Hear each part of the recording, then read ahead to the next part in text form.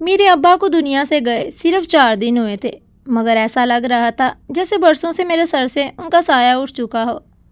گھر کا ہر کونا مجھے ان کی یاد دلاتا تھا۔ دروازے کے پاس رکھی وہ پرانی کرسی جس پر وہ عصر کے بعد بیٹھتے تھے اور چائے پیتے تھے، صحن میں نیم کا درخت جس کے نیچے اکثر مجھے اپنے پاس بٹھا کر زندگی کی باتیں سمجھاتے، اور ان کا کمرہ جہاں اب بھی ان کے کپڑوں سے ان کی خوشبو آ رہی تھی۔ میں ہر چند لمحوں بعد وہاں جا کر ان کی چادر کو سینے سے لگا لیتی اور بے اختیار ہونے لگتی۔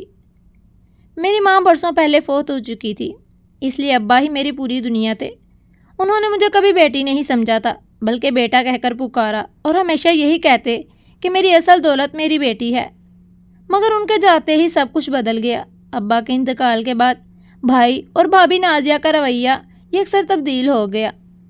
پہلے وہ میرے سامنے ہمدردی کا ڈرامہ کرتے رہے، مگر چوتھے دن صبح سویرے میں نے دیکھا کہ وہ دونوں گھر کے کاغذات اور سامان سمیٹ رہے تھے۔ مجھے حیرت ہوئی۔ میں نے پوچھا، یہ سب کیا ہو رہا ہے؟ بھائی نے بے رخی سے جواب دیا، ہم نے فیصلہ کر لیا ہے، ہم ملیشیا جا رہے ہیں، یہ گھر بھی فروخت ہو چکا ہے، تم اپنا انتظام خود کر لو۔ ان کی بات سن کر میرے قدموں تلے سے زمین نکل گئی۔ میں نے کانپتی آواز میں کہا، مگر بھائی میں کہاں جاؤں گی؟ یہ تو میرا بھی گھر ہے، ابھی تو ابا کو گئے صرف 4 دن ہوئے ہیں۔ بھائی نے نظریں پھیر لی جیسے میری بات ان کے لیے کوئی اہمیت ہی نہ رکھتی ہو۔ میں نے روتے ہوئے کہا، اس گھر میں میرا بھی حصہ ہے، ابا ہمیشہ کہتے تھے کہ یہ گھر ہم دونوں بہن بھائیوں کا ہے۔ میری زبان سے یہ لفظ نکل نہیں تھا کہ بھابھی نازیہ آگے بڑھی اور پوری طاقت سے میرے گال پر تھپڑ مارا۔ میری آنکھوں کے سامنے اندھیرا چھا گیا۔ وہ چیخ کر بولی، حصہ مانگتی ہے؟ پہلے اپنی اوقات دیکھ، پھر حصے کی بات کرنا۔ یہ گھر اب ہمارا ہے اور تمہارا یہاں کوئی حق نہیں۔ میں نے بھائی کی طرف دیکھا، شاید وہ مجھے بچا لے، مگر وہ خاموش کھڑا رہا۔ اس کی خاموشی نے میرے دل کو اس تھپڑ سے زیادہ زخمی کر دیا۔ بھابھی نازیہ نے میری الماری کھولی، میرے کپڑے ایک بیگ میں ٹھونسے اور دروازے کے باہر پھینک دیے، پھر میرا ہاتھ پکڑ کر مجھے دہلیز سے باہر دھکا دے دیا۔ میں سڑک پر گر گئی، میرے ہاتھ زخمی ہو گئے، مگر کسی کو رحم نہ آیا۔ میں نے آخری بار اپنے گھر کی طرف دیکھا جہاں میں نے بچپن گزارا تھا، جہاں ماں کی یادیں تھی، جہاں ابا کی آواز گونجتی تھی، مگر دروازہ میرے منہ پر بند ہو چکا تھا۔ میں دیر تک دروازہ پیٹتی رہی، مگر کسی نے نہ کھولا۔ آخر کار میں نے اپنا بیگ اٹھایا اور بے مقصد چل پڑی۔ سورج ڈھلنے لگا تھا، میرے پاس نہ رہنے کی کوئی جگہ تھی، نہ کھانے پینے کے پیسے، نہ کوئی ایسا رشتہ دار جس کے دروازے پر جا سکتی تھی۔ آخر میرے قدم خود بخود قبرستان کی طرف اٹھ گئے، جہاں چند دن پہلے ہم نے ابا کو سپرد خاک کیا تھا۔ میں ان کی قبر کے پاس جا کر بیٹھ گئی۔ مٹی ابھی تک خشک نہیں ہوئی تھی۔ میں نے کانپتے ہاتھوں سے قبر کو چھوا اور پھوٹ پھوٹ کر رونے لگی۔ ابا، آپ نے تو کہا تھا میں کبھی اکیلی نہیں ہوں، مگر دیکھیں آج آپ کے جاتے ہی مجھے میرے گھر سے نکال دیا گیا ہے۔ میرے پاس اب کوئی نہیں رہا۔ نہ جانے کیوں جب گھر سے نکلی تو بہت خوفزدہ تھی۔ جب ابا کی قبر کے پاس بیٹھ گئی ایسا لگا ابا میرے ساتھ ہیں، میرے پاس ہیں، مجھے کوئی نقصان نہیں پہنچا سکتا، میں اکیلی نہیں ہوں۔ عجیب تحفظ کا احساس ہوا جیسے ابا کی زندگی میں ہوتا تھا، حالانکہ ابا تو مٹی تلے سو رہے تھے۔ اس دن کے بعد میری زندگی اسی قبر کے گرد۔ صبح ہوتی تو میں فاتحہ پڑھتی، دوپہر کو درخت کے سائے میں بیٹھ جاتی، شام ہوتی تو پھر قبرستان سے لپٹ کر روتی، رات کو میں ہی سرہانے سو جاتی۔ قبر کا خوالہ مجھے دیکھ کر افسوس سے سر ہلا دیتا، مگر کچھ نہ کہتا۔ شاید اس سے بھی میری بے بسی پر رحم آتا تھا۔ ایک صبح جب میری آنکھ کھلی تو حیران رہ گئی۔ میرے سرہانے ایک صاف برتن میں گرم کھانا رکھا ہوا تھا، ساتھ ٹھنڈے پانی کی بوتل بھی تھی۔ میں نے ادھر ادھر دیکھا مگر وہاں کوئی نہیں تھا۔ کھانے کے ساتھ ایک چھوٹا سا کاغذ رکھا تھا جس پر صرف ایک جملہ لکھا ہوا تھا، تمہارا باپ تمہارے ساتھ ہے بیٹی۔ میری آنکھوں سے آنسو بہنے لگے۔ میں نے سوچا شاید کسی نے مجھ پر ترس کھا کر یہ سب رکھا ہے، مگر یہ جملہ میرے دل میں عجیب سی کیفیت چھوڑ گیا۔ اگلے دن پھر یہی ہوا۔ اسی اگلے دن بھی جب میں سو کر اٹھی میرے پاس تازہ کھانا، پانی اور وہی جملہ لکھا ہوا تھا، تمہارا باپ تمہارے ساتھ ہے بیٹی۔ میں نے قبرستان کے خوالے سے پوچھا، مگر اس نے قسم کھا کر کہا کہ اس نے کسی کو آتے جاتے نہیں دیکھا۔ میری حیرت بڑھتی جا رہی تھی۔ آخر کون تھا جو ہر روز میری بھوک کا خیال رکھتا تھا؟ یہ جملہ کیوں لکھتا تھا؟ ایک رات میں نے فیصلہ کر لیا کہ آج میں سوؤں گی نہیں، میں سونے کا ناٹک کروں گی تاکہ دیکھ سکوں یہ کھانا رکھنے والا کون ہے۔ میں نے آنکھیں بند کر لی اور سانس بھی آہستہ آہستہ لینے لگی۔ آدھی رات گزر گئی، قبرستان میں مکمل خاموشی تھی۔ اچانک مجھے قدموں کی ہلکی سی چاپ سنائی دی۔ کوئی شخص آہستہ آہستہ میرے قریب آ رہا تھا۔ میں نے پلکوں کی جھری سے دیکھا تو جو منظر میری آنکھوں کے سامنے آیا اسے دیکھ کر میرے ہوش اڑ گئے۔ میں نے ڈر کے مارے اپنی سانسیں روک لی۔ وہ شخص آہستہ آہستہ میرے قریب آیا۔ اس کے ہاتھ میں ایک بیگ تھا جس میں سے تازہ کھانے کی خوشبو آ رہی تھی۔ دوسرے ہاتھ میں پانی کی بوتل تھی۔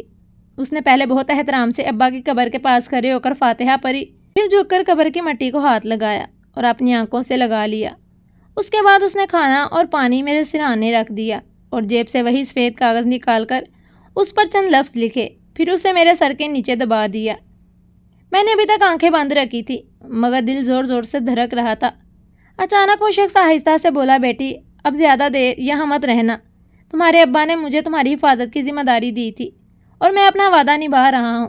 یہ آواز میرے لیے بالکل اجنبی تھی مگر اس کے لہجے میں ایسی شفقت تھی کہ میری آنکھوں سے آنسو نکل آئے۔ میں مزید برداشت نہ کر سکی اور فوراً اٹھ کر بیٹھ گئی۔ وہ شخص چونک گیا، شاید اسے امید نہیں تھی کہ میں جاگ رہی ہوں۔ وہ پلٹ کر جانے لگا مگر میں نے روتے ہوئے کہا، خدا کے لیے رک جائیے، آپ کون ہیں اور میرے ابا کا نام کیوں لے رہے ہیں؟ وہ چند لمحے خاموش کھڑا رہا، پھر آہستہ سے میری طرف مڑا۔ اس کے چہرے پر سفید داڑھی تھی، عمر 60 برس کے قریب ہوگی، آنکھوں میں عجیب سی نمی تھی۔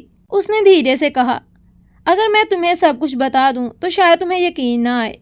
میں نے کہا، اب میرے پاس ہونے کو کچھ بھی نہیں رہا، سچ بتا دیجیے۔ وہ میرے سامنے قبر کے پاس بیٹھ گیا اور بولا، تمہارے ابا نے میری جان بچائی تھی۔ آج سے تقریباً 15 سال پہلے میری گاڑی کا خوفناک حادثہ ہوا تھا۔ لوگ تماشا دیکھتے رہے مگر تمہارے ابا نے اپنی جان خطرے میں ڈال کر مجھے باہر نکالا۔ کئی مہینے میری خدمت کی، میرے علاج پر اپنے پیسے خرچ کیے۔ میں نے بہت کوشش کی کہ ان کا احسان اتار سکوں مگر وہ ہمیشہ یہی کہتے تھے، اگر کبھی میری بیٹی کو میری ضرورت کے بعد تمہاری ضرورت پڑے تو اسے کبھی اکیلا مت چھوڑنا۔ میں نے اس وقت ان سے وعدہ کیا تھا کہ جب تک زندہ ہوں ان کی بیٹی پر کوئی مصیبت نہیں آنے دوں گا۔ میری آنکھوں سے آنسو مسلسل بہہ رہے تھے۔ میں نے حیرت سے پوچھا، مگر آپ کو کیسے پتہ چلا کہ میرے ساتھ یہ سب ہوا ہے؟ وہ بولے، تمہارے ابا کی وفات کی خبر مجھے ملی تو میں جنازے میں آیا تھا۔ وہاں میں نے تمہارے بھائی اور بھابھی کی باتیں سن لی تھی۔ وہ اس وقت گھر بیچنے اور تمہیں نکالنے کا منصوبہ بنا رہے تھے۔ مجھے یقین نہیں آیا مگر 4 دن بعد جب میں تمہارے گھر گیا تو پڑوسیوں نے بتایا کہ تمہیں واقعی گھر سے نکال دیا گیا ہے۔ میں نے پورا شہر چھان مارا، پھر خیال آیا تم اپنے ابا سے بہت محبت کرتی ہو، ضرور ان کی قبر پر آؤ گی، اور میرا اندازہ درست نکلا۔ میں نے سسکتے ہوئے کہا، اگر آپ جانتے تھے تو سامنے کیوں نہیں آئے؟ مجھے اس حال میں کیوں رہنے دیا؟ وہ افسردہ ہو کر بولے، میں چاہتا تھا پہلے تم یقین کر لو کہ تم واقعی یہی رہنا چاہتی ہو، اور یہ بھی دیکھنا چاہتا تھا کہ تمہارا بھائی کبھی اپنی ضمیر کی آواز پر تمہیں واپس لاتا ہے یا نہیں، مگر وہ ایک بار بھی تمہیں دیکھنے نہیں آیا، اس لیے اب میں تمہیں یہاں مزید نہیں رہنے دوں گا۔ میں نے نظریں جھکا لی اور کہا، مگر میں کسی پر بوجھ نہیں بننا چاہتی۔ وہ ہلکا سا مسکرایا اور بولا، تم بوجھ نہیں ہو بیٹا، تم ایک امانت ہو اور امانت کو سنبھالنا فرض ہوتا ہے۔ پھر اس نے جیب سے ایک پرانا لفافہ نکالا اور میری طرف بڑھا دیا۔ اس پر میرے ابا کی لکھائی تھی۔ میرے ہاتھ کانپنے لگے۔ میں نے فوراً لفافہ کھولا اور اندر ایک خط تھا۔ میں نے کانپتے ہاتھوں سے خط کھولا۔ کاغذ پر ابا کی پہچانی ہوئی لکھائی تھی۔ میری آنکھوں سے آنسو مسلسل بہہ رہے تھے مگر میں ہر لفظ پڑھنا چاہتی تھی۔ ابا نے لکھا تھا، میری پیاری بیٹی، اگر تم یہ خط پڑھ رہی ہو تو اس کا مطلب ہے کہ میں اس دنیا میں نہیں ہوں۔ مجھے اپنی بیٹی سے محبت ضرور ہے مگر میں اس کی کمزوریوں کو بھی جانتا ہوں۔ مجھے ڈر تھا کہ میرے بعد تم پر ظلم ہوگا، اس لیے میں نے تمہارے حق کا پورا انتظام پہلے ہی کر دیا ہے۔ اس خط کے ساتھ ایک امانت بھی ہے جو صرف تمہیں ملنی چاہیے۔ اگر کبھی تمہیں اپنے حق کے لیے لڑنا پڑے تو اس امانت کو استعمال کرنا، مگر نفرت کو اپنے دل میں جگہ مت دینا۔ میں نے بے اختیار اس بزرگ کی طرف دیکھا۔ وہ خاموشی سے میری کیفیت دیکھ رہے تھے، پھر انہوں نے اپنی جیب سے ایک چھوٹی سی چابی نکالی اور میرے ہاتھ پر رکھ دی۔ بولے، یہ چابی تمہارے ابا نے مجھے کئی سال پہلے دی تھی۔ انہوں نے کہا تھا کہ اگر میری بیٹی کبھی بے سہارا ہو جائے تو اسے یہ چابی دے دینا۔ میں نے وعدہ نبھانے میں دیر ضرور کی مگر اب وقت آ گیا ہے۔ میرے دل کی دھڑکن تیز ہو گئی۔ میں نے پوچھا، یہ کس چیز کی چابی ہے؟ وہ بولے، شہر کے پرانے حصے میں ایک بینک کا لاکر ہے جس کے مشترکہ کاغذات میرے اور تمہارے ابا کے نام ہیں۔ اس لاکر میں وہ تمام دستاویزات موجود ہیں جو تمہارے حق کو ثابت کرتی ہیں، اور ایک وصیت بھی ہے جسے تمہارے ابا نے رجسٹر کروایا تھا۔ اگلی صبح وہ مجھے اپنے ساتھ بینک لے گیا۔ لاکر کھولا تو اندر ایک فائل اور ایک لفافہ اور کچھ زیورات رکھے تھے۔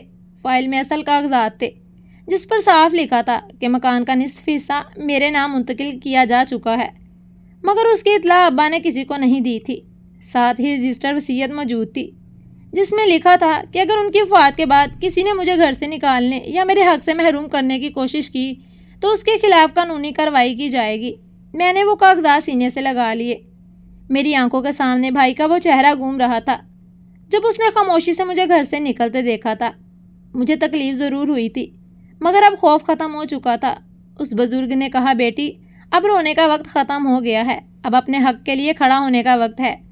تمہارے ابا نے تمہیں کمزور نہیں بنایا تھا، تمہیں مضبوط بنایا تھا۔